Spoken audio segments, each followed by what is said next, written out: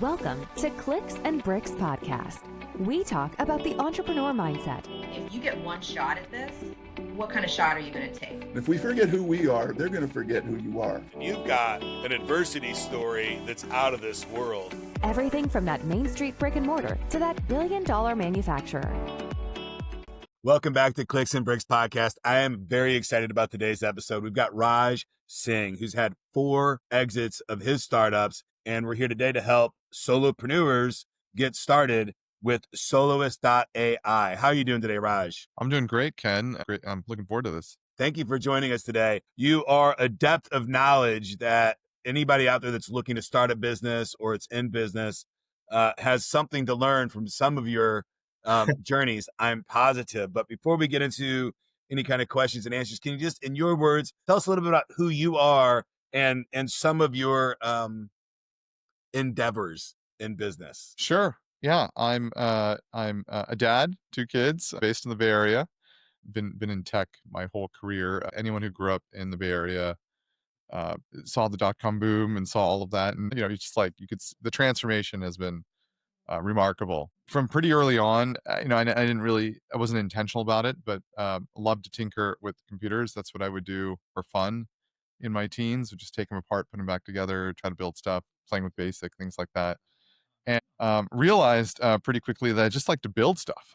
In some ways, enjoy the building more than making money, and maybe that works against you. But my career has mostly followed a map, and I describe it as a map because I kind of jump around from passion to passion. I think a lot of people follow ladder careers, doing similar things in similar domains their whole life, and that's perfectly fine too. But I have no regrets looking back.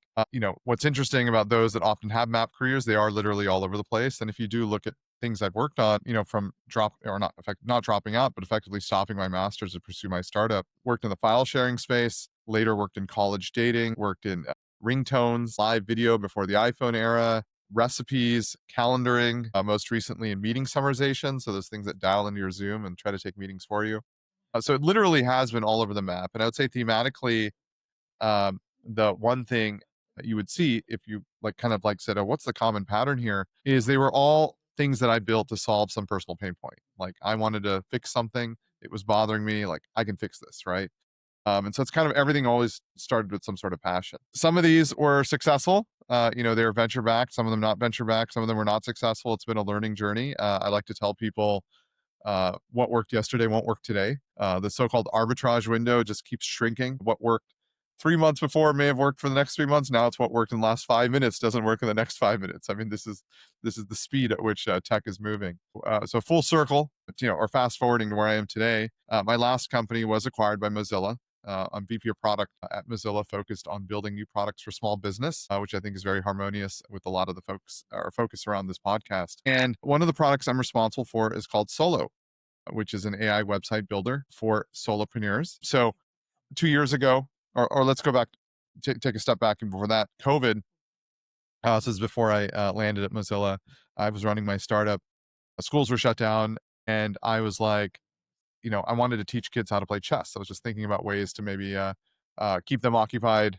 They're at home, they're getting bored, whatnot. So I went to Wix, I went to Squarespace, and I was like, whoa, you get started. Next thing you know, at 45 minutes in, there's just so many options. It's so complicated, right? So I was looking at that, I'm like, wow, this is too hard, and I gave up. And so fast forward, I'm at Mozilla, and I was thinking about, how could we make lives easier? And so realized between Gen AI, which is just really good at creating content, and then I saw something on Yahoo Finance that said the freelancer, the side hustle is the fastest growing business in the world. People love to work from home, or not everybody, but many do, or reframed, love having control of their time, so they can choose where they want to work, when they want to work. People want to be their own boss, ownership economy. People want to pursue their passions. This is all happening, right? And so it just seemed like a really great opportunity to really focus on the solopreneur, because I think that is going to be the next big bucket in sort of American dynamism, global economic growth, et cetera. So right now we have Mozilla Solo, which is the AI website builder. And then we have 4 or 5 other products we're also launching in different categories, focused on helping the solopreneur, from social media management to a virtual sort of receptionist, like an AI virtual receptionist to answer your calls when you're busy doing work, to back office accounting, to maintaining your blog, you name it. So really excited and very much mission aligned with sort of Mozilla, makers of Firefox, and et cetera, because we're helping democratize and enable that small business solopreneur. It doesn't have access to the big budgets and all the tools that the bigger businesses have. So now they can get started, use Gen AI, have a bunch of these different tools working for them, and they can focus on their passion instead of doing the overhead of, figuring out how to use Wix to build a website. Which is a challenge for sure. You said a term in all of that I want to dig into a little bit. You said venture-backed startups. You've had 4 of those? And yes, I've had a mix. Yeah. what I'm curious is, I know that you've had some big exits, right? You've exited to Mozilla and to Salesforce. Were those companies venture backed in the beginning, or you mean venture backed or venture sold? Sold to venture Back. capital? Yeah, they were VC backed companies, so I raised venture money. Yeah, so I've had both. When I was in college doing my master's and we started a file sharing company during the sort of Napster era, there was no venture money. Now we did have some people who wanted to give us angel money. I was out there fundraising very early during the dot-com crash. It was difficult, but I didn't know what I was doing, right? This is pre-internet era, pre-incubator era.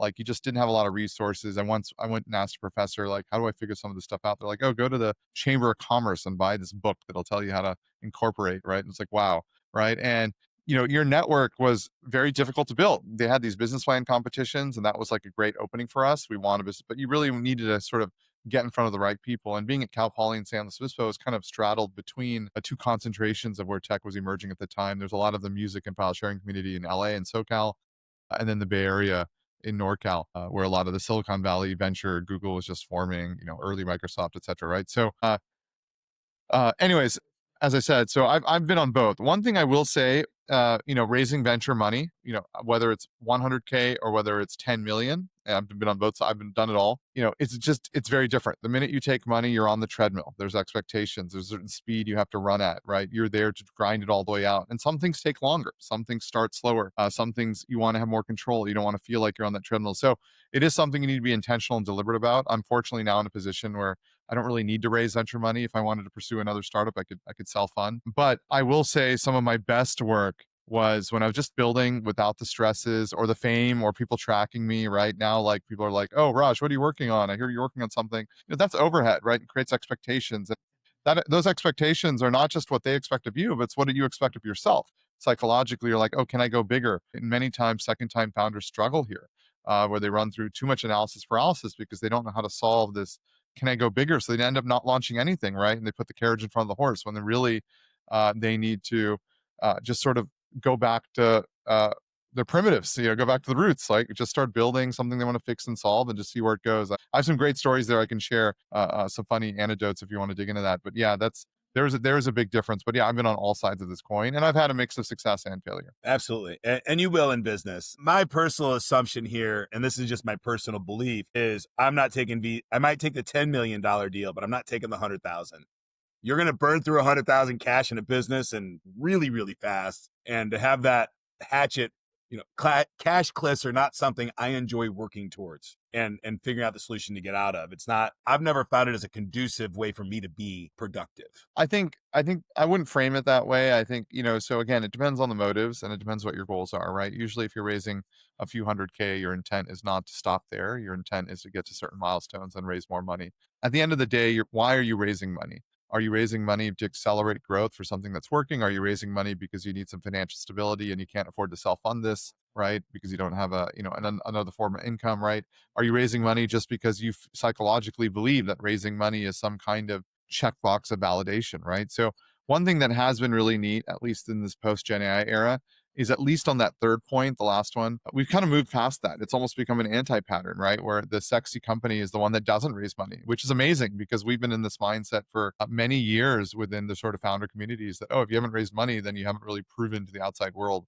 That's no longer the case. So I think, again, it really depends what your motives are, but I think there's room for all scenarios. And usually what happens is once you start raising money, there's a lot of pressure to drive growth. And so it doesn't stop. You just continue to raise money because you're funding growth. But, when you're pre-PMF or sort of product is a very different game. One of the things I will say for entrepreneurs that have had exits, that's a big issue that they often have to deal with is the money comes easy, right? Like, for my last startup, I didn't have to work too hard to raise money. And that's both double-edged. On one hand, that's like, are you getting the validation you need? On the other hand, I can get started right away. So, it's like, it really can be tricky because there is a reason it's supposed to be a grind. Absolutely. I want to take and go off the rails here for just a second. On the solopreneur path, um, I love building. I see a lot of similarities in how we do things. And solopreneurs love building, and that's why they do it. And in a world of AI and the concept of working on your business versus in your business, can you just tell us like some high level ways that people are afraid of AI right now, and it's taking a lot of jobs, but it's also creating a lot of opportunities for this solopreneur world where people can kind of create their own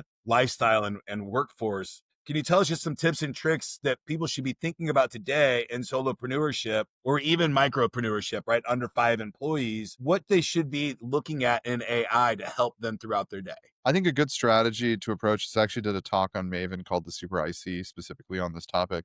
A Super IC being the super individual contributor. I think a good way to approach this is to actually map out your day. So it's going to be a little cumbersome, but write out in 10-minute blocks, like what did you just work on? Like what did you just do?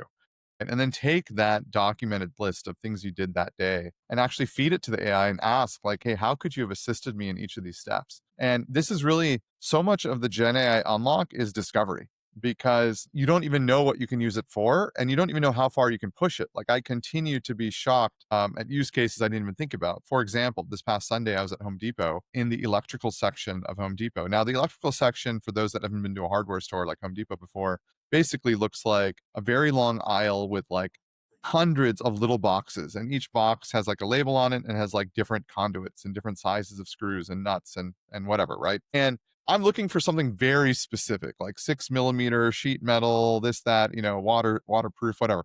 And like, it is impossible. Like you would spend, unless you're a regular or something, you would never find it. You would have to like, you go onto their website, they're like, Bay 43 aisle, whatever. And you still can't fit, what am I doing? I just took a photo and, ChatGPT said, oh, it's right there. 3rd row, 7th one down. I'm like, amazing, right? This is like a use case I didn't even think about, right? And then I shared this out on my Twitter and Threads. And next thing you know, a couple of people are reacting back like, I didn't even know I could do that, right? So it's really interesting, just the discovery. And that's why I think a good starting point, document your day. I think a second thing to do is find people who are doing similar things to you, right? So if you are, let's say, a solopreneur and you're a mural painter, you certainly know other mural painters out there. Ask them, how are they using AI in their workflow? Are they using it for ideas? Are they using it to evaluate their drawings? Are they using it to suggest colors?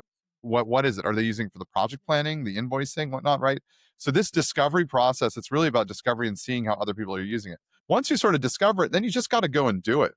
You could watch 100 videos that teach you how to drive, but everyone knows you don't really know how to drive until you physically drive. Why? Because you have to actually feel it, right? And that's the thing about Gen AI is the process by which you ask questions through prompts and you iterate and you go back and forth is a tribal learning. It's not something you can simply just watch a video and say, oh, I know how to do this. And it's an evolving learning. Imagine you're learning how to drive that car, and every day you're given a different car, right? And that's what it's like in Gen AI world, because every day the model's improving and it's changing. And so the way you asked something 3 days ago, it may not respond the same way today. And so you constantly have to keep playing with it. But in the end, this has been the largest sort of unlock of creative energy, I think, across the masses in history. And what I mean by that is we've democratized fractional expertise, and now everybody has all these creative ideas, but they didn't know how to build it. They didn't know how to, for example, do masonry or carpentry, or they didn't know how to write code or whatever it is, right? And now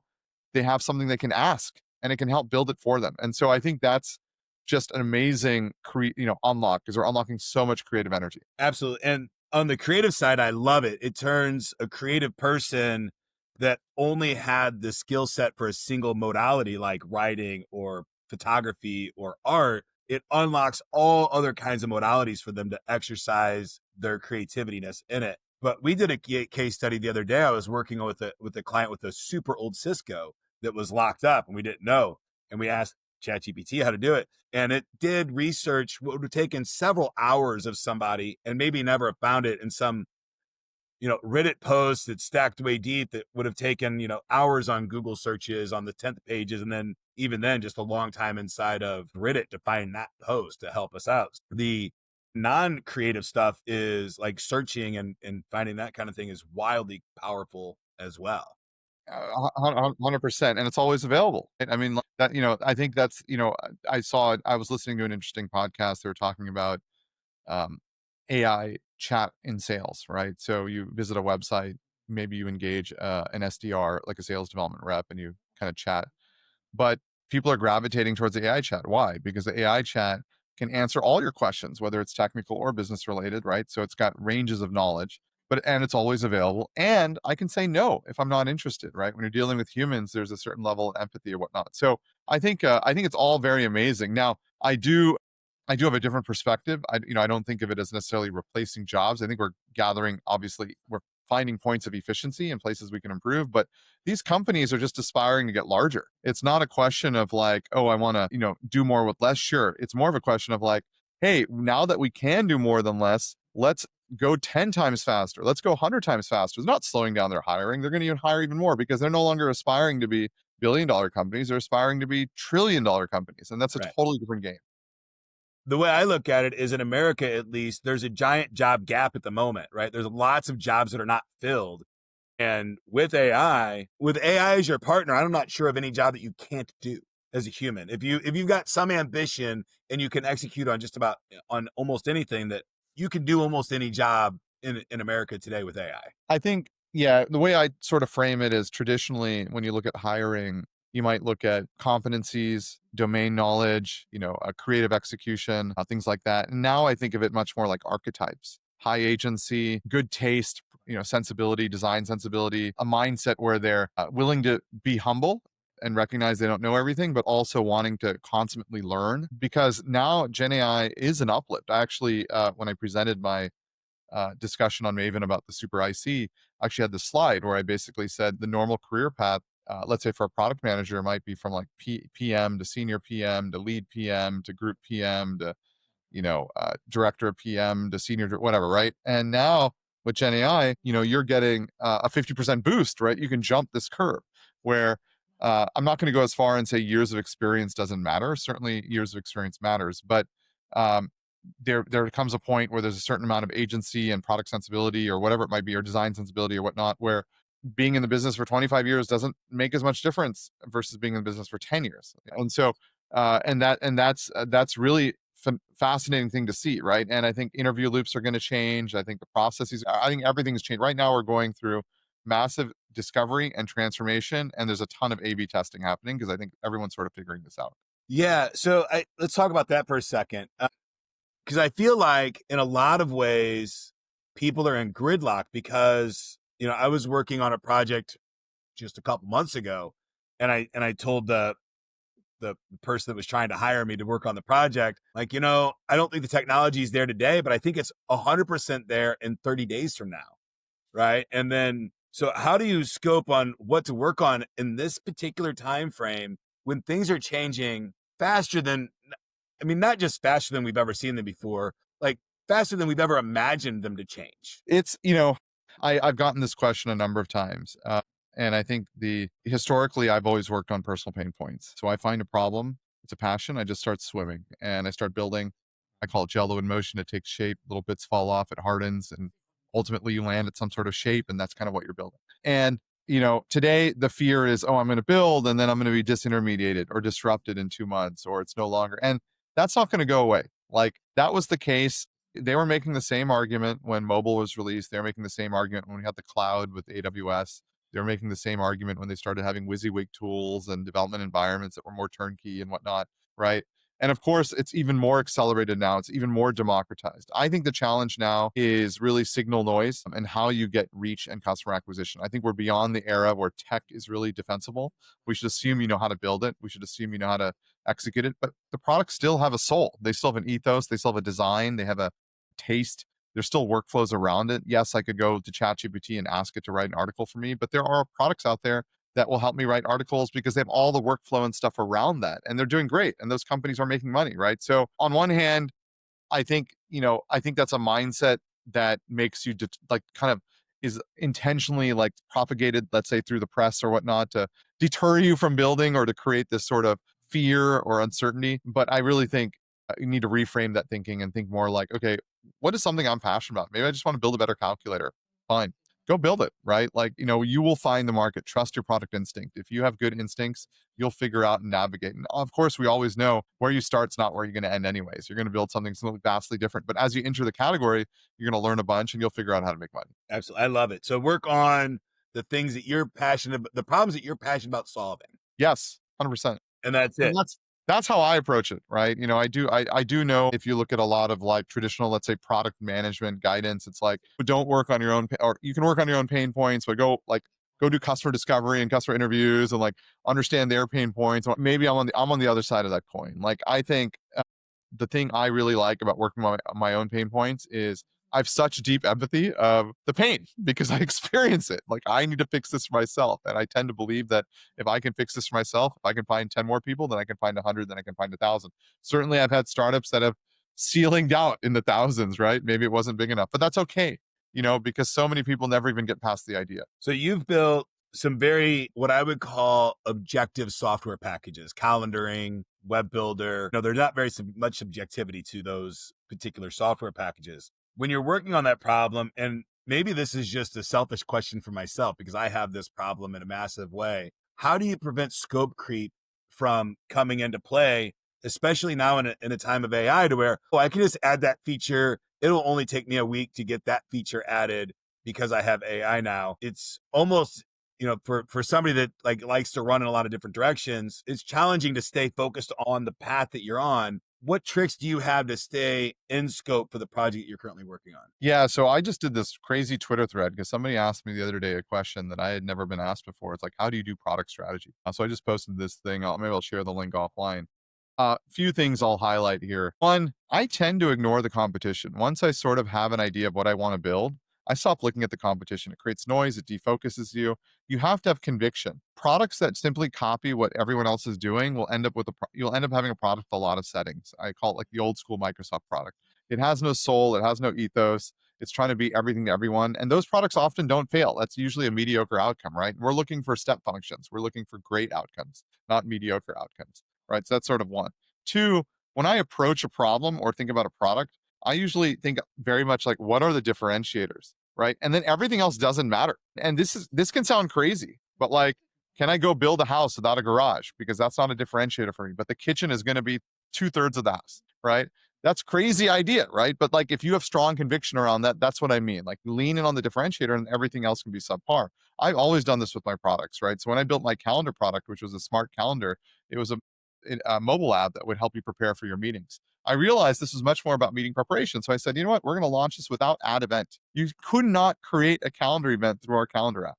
Yet we were the #1 calendar app in the App Store, right? And so leaned into our differentiators, but we did really good stuff when it came to like telling you about who you're about to meet, where you're going to meet, all the sort of stuff around preparation, right? So just kind of go to show, figure out your differentiators. Now, there's a framework I use called BTD, not mine, but below table stakes differentiators. And the goal here is, if you kind of map out what you want to build, most things should either be below or differentiator, right? And differentiator can only have a few things. And once you figure out what your differentiator is, table stakes should be almost minimal. When it's below, you really mean below. Like, I'm not spending energy there, or it's going to be subpar compared to my competition, right? I just saw an interesting case study with an incredible hotel, which really differentiates on like its rooms or whatnot, but has like the worst coffee, right? Like, it's like something that's not, and they acknowledge it. They're like, that's not a differentiator for us. So we don't, whatever. Like, we decided that that's an area we want to be below table stakes because we don't think that's the reason we're going to win, right? So it's really interesting when you start reframing and thinking in that sort of way. And then once you figure out what those differentiators are, all of your messaging and all of your user experience should align to that, right? So your core messaging on your homepage, the onboarding and activation process, and then when you land at the ultimate experience, it should be very much take you into a flow that forces you into the differentiator, because that's the reason people are using it. Now, over time, as you go from 0 to 1 to 1 to 3.0 to 10.0,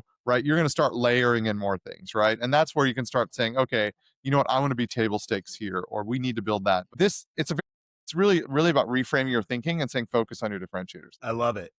Focus on the differentiator. The only thing that's better than better is different. Yeah, it's so much of startups is about finding an insertion point. Like, it's not like a product doesn't exist that, for example, does virtual backgrounds, right? It's built into every product today, right? But during COVID, that wasn't there. So you had startups emerge that said, you know what, I'm just going to focus on that. We're just going to be the best at virtual backgrounds. We'll suck at the video, we'll suck at all these other things, right? But we'll be really good at that, right? And that was the differentiator, and that's what drove them growth. Now, of course, over time, um, they had to then make the other features within the product to table stakes level, right? But then the incumbents reacted, right? And this is why startups have windows, and their sort of market timing is really important. The incumbents are like, oh, we're not going to differentiate on virtual backgrounds, but we'll make it table stakes. Right now, we suck at all of them, and they just got it good enough. And then they're like, we'll just bank that we have enough customer acquisition channel that good enough will keep you here so you don't churn, right? So you can see how the strategy starts playing. But the point is, as a startup, you have no chance if you're going to try to compete heads up. Like, I'm going to go build an alternative to Zoom and match them on every feature. Like, no way. Like, you don't have the resources, you're underfunded, you're undergunned, and like by every sort of metric, right? So you have to lean into some differentiator, and that's your insertion point, and you go all in. Love it. I'm going to take a step backwards for a second, because you said something during that time frame that you said you don't look at your competition. And I had this conversation with somebody today, actually, about frequently when I start down a new path, I'm really excited about it. And I've seen this with me and other people. And you immerse yourself in that technology. Let's use calendars, for example. So you're looking at the other, you're looking at calendar features and things like that. And the algorithm on the internet picks this up about you and starts giving you ads about all your competitors and those things. And the algorithms are so good that it almost feels like, well, everybody in the world is doing this thing that I'm working on. How do you stay in that conviction and convince yourself that, oh no, not everybody's working on it. They're just spending ad spend to see for, whatever reason. It's really Ken, a handful of companies anyway. It doesnn't matter. So the thing is, like, I see all this noise, right? It's not like I don't see it. It's not like I don't see like other website builders pop up. Of course I see it. I'm in SEMrush looking at SEO, whatnot. I see them. I of course I see them. Am I going and like running their onboarding flow and playing with it every few weeks to see what am I on their newsletters? No, I'm not on any of that, right? Like I've played with them once or twice so I can sound educated and at least familiar with the tools, but I have an opinion on what I think the world should look like. I'll give you a good example. So last summer, not this previous summer or this current summer, I guess we're at the tail of summer, but the previous summer, I built an app for fun over some weekends, while I was at Mozilla, just as a side hobby. And I built it in a category most people would argue is like an incredibly crowded category, right? Which is, I built an app to take a picture of food and get your calories. Now that category, food logging, in the App Store probably has 100 players from MyFitnessPal to you name it, right? If you went to the average person, they'd be like, Raj, you're nuts. How would you compete? Blah, blah, blah. And I said, you know what? I'm going to think about what are the differentiators. So I had a food coach for a year, the year before that. And when that was sort of wrapping up, I'm like, I want to do food logging. I went and played with these apps. And very quickly, I'm like, these are super cumbersome. I have to open the app. I have to choose the meal. I have to type some stuff up. Then I can attach a photo. I'm like, this is insane, right? Even though it does like maybe AI estimation, I have to do all these different steps, right? Even does autocomplete, whatever. And I'm like, the reason they're so complicated is they're really organized around the top 2%, the people who actually want to log exactly what they eat, exactly how many calories. And I realized the 95, 98%, which mostly churn off these products, they just need to get in the habit of logging for awareness. The actual calorie count doesn't need to be precise. They just need to do the activity. So I said, my differentiator is I'm going to make this simple, right? And so what did I do? I built an app where you click the icon, it opens straight to the camera. You take a photo, it goes to an Instagram feed, and it basically gives you a caloric range of your photo. It's that simple. It took off, right? Now, this is in the most crowded category in a space where there's dozens of apps that have been around for years. It's called GPT Food Cam. You can look it up. And I was able to find a differentiator and I went all in. Now, I went below table stakes on a whole bunch of other things. Like there was no way to attach it to a specific meal time. There was no reminders for meals. There was no way to create goals. There was no way to see like further details around the macros, but it did the base case extremely well. Where I want to differentiate was it was fast and it was simple. And that, it turns out, there's a large segment of users for, right? So just kind of showing you, there is always a way, but you have to have some insight and think about like what is your insertion point and how you can go deep on that differentiator. Absolutely. Easier, faster, and more affordable are the easy ones to hit, right? But then sometimes it's just a color scheme, right? People like a different color. When you start split testing, it's amazing at what people click and what people don't click sometimes. So, try. And I love that the below table stakes is brilliant way to say, oh, we're not going to worry about that feature, right? We're going to focus on what we need to focus on. That's a below table stakes thing. So it's a very easy way to communicate with yourself or even your team to say, no, we're not going to work on that right now. Let it go. Another way to say it is building that won't make me win more. right? Because there's often this perception that adding features will help you win. I'd say this is one of the most common traps you see when you meet people who've worked in sales for a long time and they want to move into product. This mindset that like add another feature and I can make more money. And it turns out that there's some truth to that, right? Because you can always upsell new stuff, but it turns out often adding more features increases the end complexity of the product. And by increasing the end complexity of the product, it potentially creates more user confusion, can impact sort of overall metrics, creates an increased maintenance cost. And now you have engineering where some larger portion of engineers is just dedicated to maintaining the feature and the QA around the feature. So some real trade-offs that people sometimes don't really think about when you do something like that. It doesn't necessarily help you win, right? Are you trying to play a linear game or are you trying to play step functions? And my thing is like, you have to play for step functions, otherwise you're losing. I love it. Lots of insight there. And if you're watching the show, you might want to watch this one twice. Just because the insights there are very valid and a little hard to absorb, I think, for a lot of people. You've seen businesses rise and fall. What's the number one mindset shift that separates winners from wannabes? I would say the hardest part about a startup is perseverance, and sort of your confidence in yourself. It's an extremely lonely job, right? Like, so you're CEO of a company, and again, I'm not talking about. I know this is about clicks and bricks, and you're talking about the service provider job. I'm not talking about that's different. I'm talking about the software startup. You're alone, right? You think you can go into these venture meetings, but no, you're always selling. You think you can go to these like CEO dinners, but no, you're always selling. You think you can talk to your one industry friend for feedback, but they talk to others too, right? So you're constantly a little bit on guard. So who do you get to talk to? And so that's why there's actually a whole secondary universe that's emerged around peer coaches and peer leaders and whatnot to like try to create these support groups. But if you've attended any of these at some level, people are also still quite guarded, right? And so it's hard to persevere through that. And, there can be major ups and major downs. And certainly you will never go through a startup without moments where you're like, I wish I could just shut it all down and go take a job somewhere. You wake up some mornings where you're like, I don't want to work on this anymore. Then you wake up some mornings feeling incredibly enthusiastic and excited about what to do next. So, I think that is a lot of that is just your own mental, creating systems and processes around that, and then persevering through that. It's all very hard because there are a lot of drive-by entrepreneurs, right? They like the idea of it. It's like a gym membership. They show up the first month in January and then they're gone, right? And it's perfectly fine because I don't think it's for everyone. But I think if you separate your question, separating the winners and losers, I will say the winners certainly persevered. It was not easy. You don't know everything that went on behind the scenes and all the ups and downs and all the craziness. And I think the second thing is there's always an element of luck. Right. So no doubt, like every winner I know knows they got a little bit lucky because timing, there's things you can't control, met the right person in an elevator. I mean, who knows, right? But another thing I like to think about is if you roll enough bowling balls, eventually you get a strike, right? So it's really about creating luck. Absolutely. I love it. And I couldn't agree with you more. A bad idea with a lot of tenacity will get you somewhere. So you just got to keep a bad idea. So I don't even judge ideas. I don't use good idea, bad idea anymore. I don't even use that term. And the reason is I've realized I can't predict what's going to be successful anymore. But what you have to bank on is this team is nimble enough and has enough product intuition and taste and sensibility that they can figure it out. And that's really what you have to bank on. Absolutely. I 100% agree.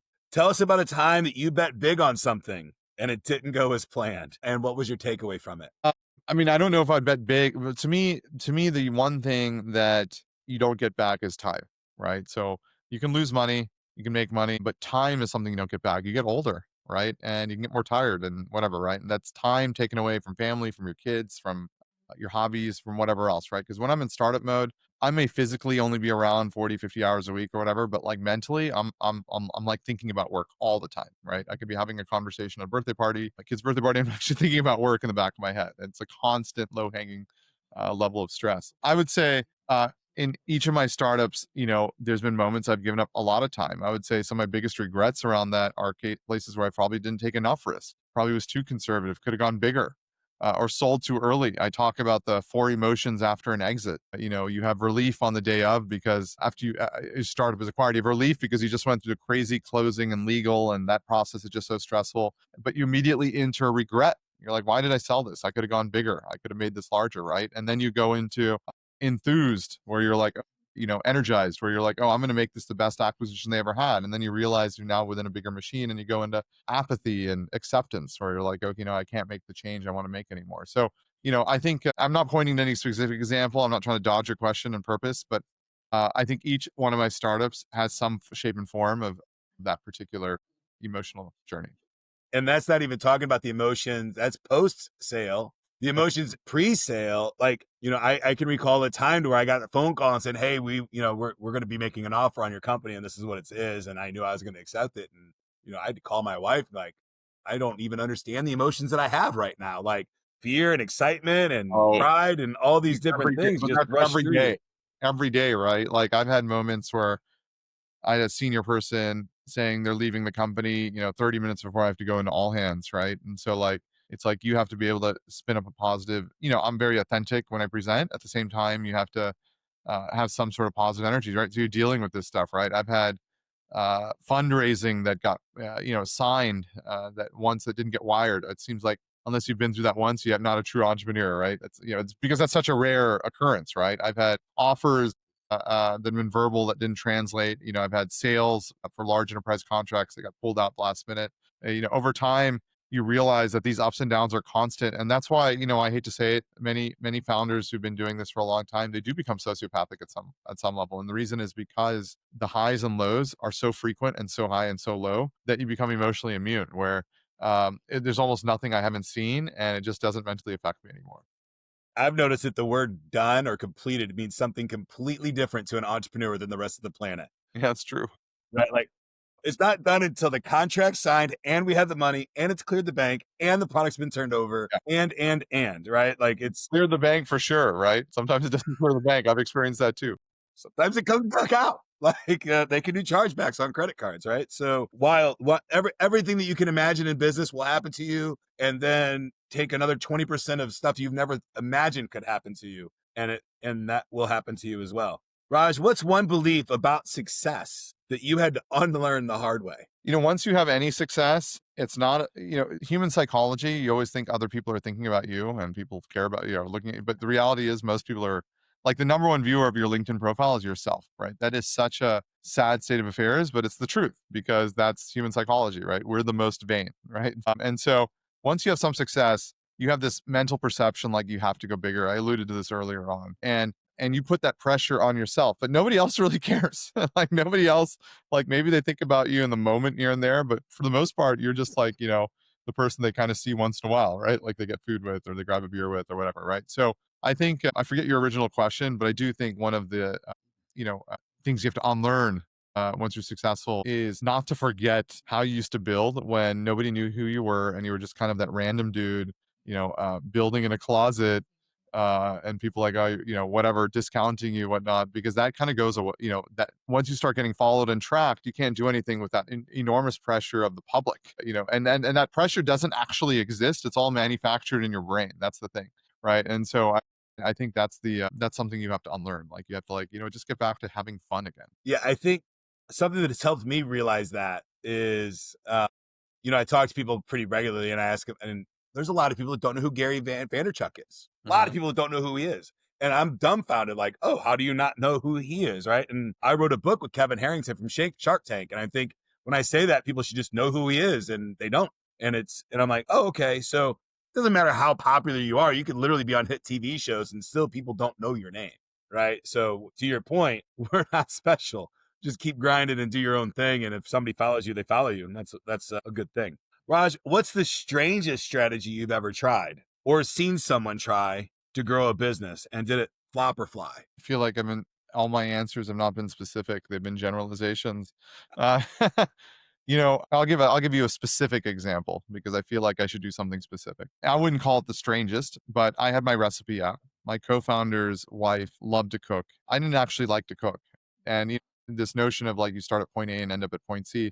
The app started as an attempt at food logging in 2010, right? Now I built it with GPT FoodCam, that story I shared earlier. But this in 2010, you couldn't really make that work. That I tried with cameras. The cameras weren't good enough. The AI was terrible, whatever. And so anyway, so my co-founder is like, hey, let's go. Like these HD cameras look good. This is like the first version of an HD camera. It was just emerged, right? Like 2010 timeframe. Let's like convert our little apartment kitchen into a recording studio. I'm like, okay. And I realized very quickly, obviously, to record cooking videos, you have to have pretty hands, right? And so I do jujitsu, and so my hands are kind of like torn up. Although I haven't been a regular post COVID, but for many years, and so you have to manicured hands, right? Because people are looking at your hands, you're preparing food, right? Anyway, so we uploaded a video to YouTube, and it took off.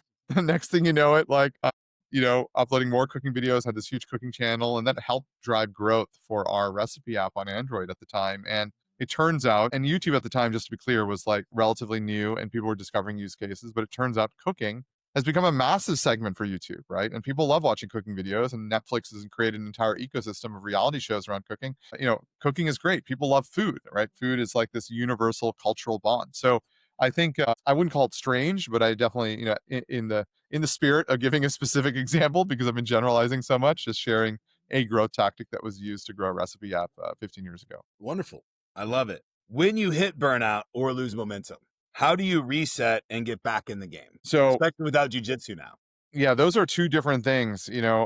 I think there's lose momentum and there's burnout. Like lose momentum, like company is stagnating or going sideways, growth is slowed. And this is where you have to really like, okay, we need more creative energy. Like we need to figure out like more creative ideas. Maybe it's not coming from me. Maybe it's not coming from the team. Maybe we need to up level the team. Maybe we need to go find the most creative people we know who can think out of box. I don't know. We need something because we're looking for step functions. We're not looking for linear. Burnout, I think is a psychology at some level. I certainly get tired, don't get me wrong, but I've always lived an integrated lifestyle. And so I've always done personal stuff during the week and I've always worked on the weekends. There's almost never been any separation between the two. And I get a lot of work done Saturday and Sunday mornings for a few hours before the kids wake up. I think there are moments where I'm like, oh, I'm just so tired. It's like a lot of meetings back to back, day after day after day, and I need a break. And certainly I'll take those breaks. And there's been moments where if I've been totally disconnected for 7 days, and I find those to be refreshing. But many times I'll be on vacation, but I'm still passively online, and because I love my work, right? And I think that's the thing. I really enjoy my work. So I do think there's a little bit of psychology there. I also think there's this like whole book on this topic of good stress. Like stress has always been described as bad, just as snakes have been described as scary. But like if they weren't described to you from an early age in those framed in those ways, you might think of them differently. And for many people, stress is an incredible motivator. They get a lot more work done, and they speed run through to-dos and things like that, right? So I think a lot of this comes back to mindset and thinking. I'm not saying that, you don't need a break or you don't need a vacation for sure. Like there are moments where like you just want to do something different. And sometimes that unleashes new creative thoughts and energy because you can take a 50,000 foot view where day to day you're so busy with the grind. But I don't feel like I hit points where I'm like burnt out. Me not going back to jiu-jitsu was not burnout. It was more COVID shut down a lot of jiu-jitsu gyms. The gym moved to a new location that's a little further away, and then I can't have struggling with my young kids to figure out how to make the time slots work because it's a big commitment. It's like an hour and a half class, right? So it's like a 2-hour commitment a day. It's not like a 30-minute, hit intensity short workout burst. Absolutely. It's wild. I like your insights there. The question used to be, what advice would you give yourself when you were younger? But I don't like that any longer because the time has changed so much. If you were 25 today, what would you tell yourself to move forward? What advice would you give a 25-year-old today that wants to start their business and start this journey? Most people come to me and they go like, I have an idea, but they never really get past the idea, right? They're like, oh, or I want to do it once I have my second kid, or after I get married, or after I finish this, or hit a certain net worth, or whatever, who knows, right? And I'm like, there's never a good time, and you just have to repeat that statement. There's never a good time. I don't care if it's the middle of COVID. I don't care if it's the worst recession in the universe. I don't care if it's like the best stock market time. Who knows, right? Like there's just like the time is always now, and you should pursue it if you really believe in what you want to build, right? And figure it out. Like maybe you can do it on the side. If you have to do it on the side, maybe you can do it. I'm not saying to go and like put your house on the line and risk losing it all. No, I'm not suggesting that. But if there's a way you can make progress, you should make progress because there is simply never a good time. I have a lot of friends that have built multi-million-dollar companies out of COVID, just coming straight out of COVID or during COVID. I would say there's no better time than now to start. Right? This is a great time. People are like, oh, Gen AI, I don't know what to build. It's going to replace, whatever I come up with. Sure. There's of course the risks. The risks never go away. The risks change. They evolve. It's all a working document. But it's as good a time as it was 5 years ago, as it was 10 years ago to build something. I would make the argument that if you take your approach and really look into your own problems and solve them, and bring those solutions to market, there's never been a better time to do that, because the ability, I mean, not just generative AI, but video, like all the generative AI, right? Like your text, your video, your music, all those things are there for you today, that a person with some tenacity and some creativity can do amazing amount of work, especially when it's centered around their brand, and grow that. For the solo entrepreneurs, I think that is wonderful. And for the solo entrepreneurs out there listening today, can you tell them a little bit about soloist.ai and what that is, and really who should be looking to execute on a platform like that? Yeah. So what we found was most folks who've been building their own business, freelancers, whatnot, they don't start with a website. They start with like a friend group, through a WhatsApp group, through maybe a Discord community, a Reddit community, an Instagram page, a Facebook page. I mean, who knows? They start somewhere, and they realize they can make some money doing, coaching, let's say basketball coaching on the side, and they really enjoy it. They're like, oh, I want to grow this. And so next thing you know, they're like, okay, what do I need to do to grow it? They're like, oh, I want to build a website. And that's where solo comes into play, right? Because it creates legitimacy. It's a presence you own. You provide creative direction. You get to control it, et cetera, et cetera. So they can come to solo. They can basically say, I'm a basketball coach. They can even provide like links to their stuff, and it'll generate a website for them and try to pull in as much as it can. They can customize it, personalize. It's all free, right? Kind of Mozilla ethos, get started, connect their custom domain. Then next thing you know, they want to grow their business, right? And so they're like, okay, how do I drive traffic? How do I get new leads? And this is why we're building additional tools within Mozilla that we're planning to launch here later in the fall to help with those sorts of things. And then beyond that, they all of a sudden they start collecting revenue or an income. They're like, oh, I need to do accounting. I don't know how to do that. My expenses. I don't want to go pay QuickBooks, $200 a seat, and accountant, whatever. Like maybe I want to pay my accountant, but just want to use 1 hour of their time, not like 5 hours a year, right? So let me go see if there's something in between that can help me with that. So you could see, and you can kind of see this arc that kind of starts with like, okay, I have some sort of community, but now I want to turn into a business. Now I want to grow my business. Now you want to handle my back office. Now I want to scale my business.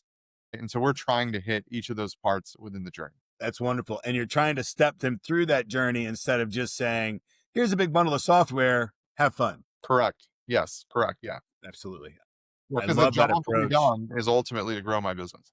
That's the theme here. It's a really cool approach. Raj, we're coming to the end of the show, and it's one of my favorite podcasts is The Diary of a CEO.